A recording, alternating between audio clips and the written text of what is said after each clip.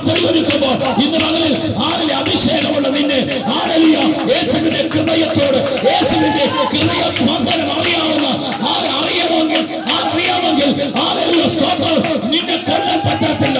യോഹന്നാനെ കൊല്ലാൻ പരമാവധി നോക്കി, പക്ഷെങ്കിൽ നടന്നില്ല. കാരണം എന്ന് ചോദിച്ചാൽ യേശുവിന്റെ മാറോട് ചേർന്ന് കിടന്ന യോഹന്നാനെ ഡൊമേഷ്യൻ ചക്രവർത്തിയെ രാജ്യത്തിന്റെ വലിയ സംവിധാനങ്ങൾ നിനക്കുണ്ടായിരിക്കാം, അധികാരമുണ്ടായിരിക്കാം, സൈന്യമുണ്ടായിരിക്കാം, നാലിലെ പടക്കോപ്പുകൾ ഉണ്ടായിരിക്കാം. പക്ഷെങ്കിൽ ദൈവത്തിന്റെ ആത്മാവുള്ളവനെ തകർക്കാൻ പറ്റത്തില്ല.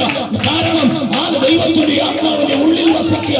നോക്കണമേ, കൊല്ലാൻ പറ്റാതെ വന്നപ്പോൾ ഡൊമേഷ്യൻ ചക്രവർത്തി ആരിലെ പത്മോസ് എന്ന ദ്വീപിലേക്ക് യോഹന്നാനെ നാട് കടത്തി.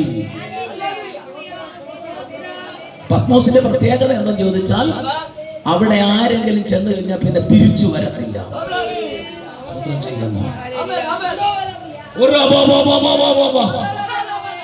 നന്ദിയോടെ ദൈവത്തെ സ്തുതിക്കുകയാ. യോഹന്നാന് മുമ്പ് പലരെയും നാട് കടത്തിയിട്ടുണ്ട്. യോഹന്നാൻ കടന്നു ചെന്നപ്പോൾ നോക്കണമേ, നന്ദിയോടെ ദൈവത്തെ സ്തുതിക്കുന്നു.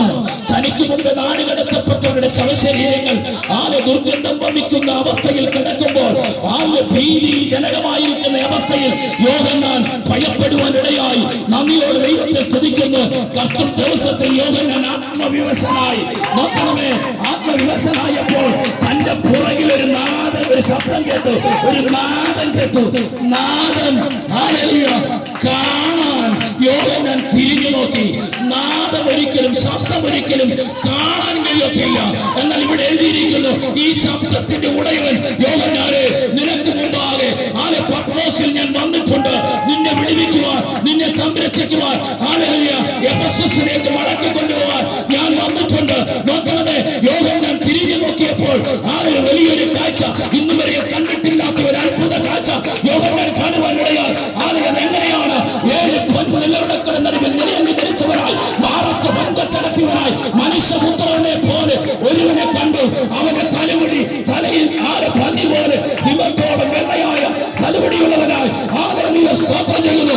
അവന്റെ കണ്ണ് സൂര്യൻ ശക്തി, മുഖം സൂര്യൻ ശക്തിയോട് ശോഭയുള്ളതായി മുഖമുള്ളവനായി, അവന്റെ കണ്ണ് അഗ്നിജാലക്കത്തെ കണ്ടുള്ളവനായി, അവന്റെ വലം കൈ 7 നക്ഷത്രം പിടിച്ചിട്ടുണ്ടായിരുന്നു.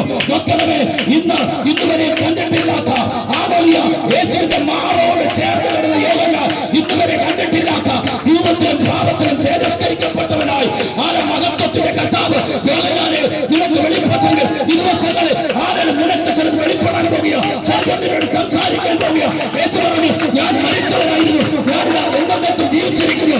മരണത്തിന്റെ പാതാളത്തിന്റെ താക്കോൽ എന്റെ കൈവശമുണ്ട്.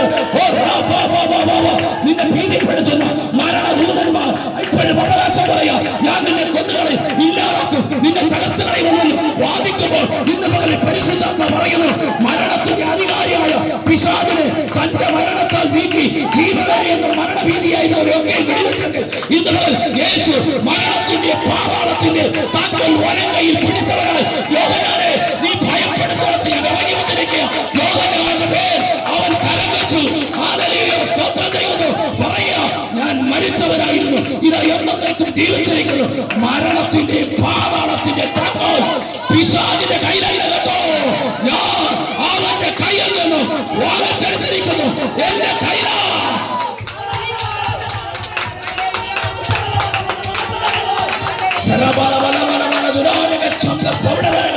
വെല്ലുവിളിക്കുന്ന ചില വെല്ലുവിളികൾ ഇന്ന് അഴിഞ്ഞു മാറട്ടെ. അങ്ങനെയെങ്കിൽ ഈ ദിവസങ്ങളിൽ കർത്താവിനോട് ചേർന്നിരിക്കെ, അവന്റെ ഹൃദയത്തോട് ചേർന്നിരിക്കെ. നീ എന്നെ സ്നേഹിക്കുന്നുവെങ്കിൽ